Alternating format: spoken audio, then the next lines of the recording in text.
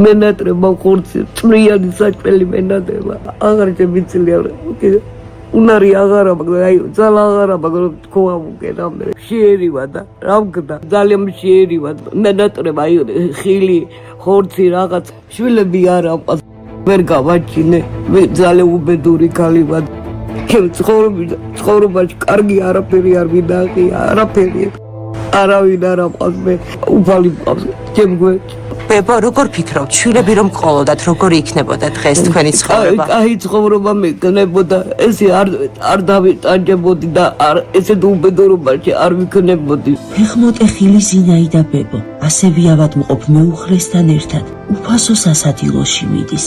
პური და 1 კილა ლობიო. სწორედ ეს იქნება დღეს მოხუცების საუზმეც, სადილიც და ვახშამიც.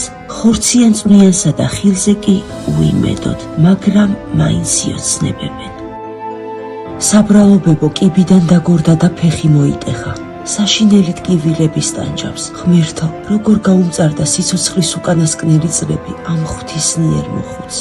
თბილისის ერთ-ერთ ძველუბანში, საერთო საცხოვრებელში, ყველასგან მიტოვებული ბებია და ბაბუა ცხოვრობს. საბრალო კაც შაქრიანი დიაბეტი აქვს. ზინაიდა ბებოს კი ასთმის რთული ფორმა, ასევე გულის სერიოზული პრობლემები. ძვირადღირებული წამლებისთვის პენსიის ფული არ ყოფნით, ჭერიდან წვიმა დასდით. სიცივისგან კი ფანჯარაზე აკრული პოლიეთილენის მარგი იცავთ. ცხელი ჩაი რომ დალიოთ, ამის შესაძლებლობაც კი არ აქვთ, რადგან ამნესტიან ოთახში არც გასქურა და არც გამათბობელია. სასოწარკვეთილმა მოხუცებმა ჩერნოვეცკის ფონდს მოგმართეს იმ იმედით, რომ ღვთისმიერი ადამიანების გულებში შეახწევდა მათი გაუსაცლისი ტანჯვა.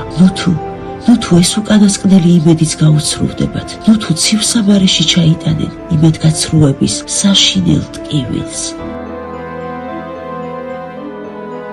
გადარიცხეთ ნებისმიერი თანხა ჩერნოვეცკის ფონდის ოფიციალური საიტის მეშვეობით.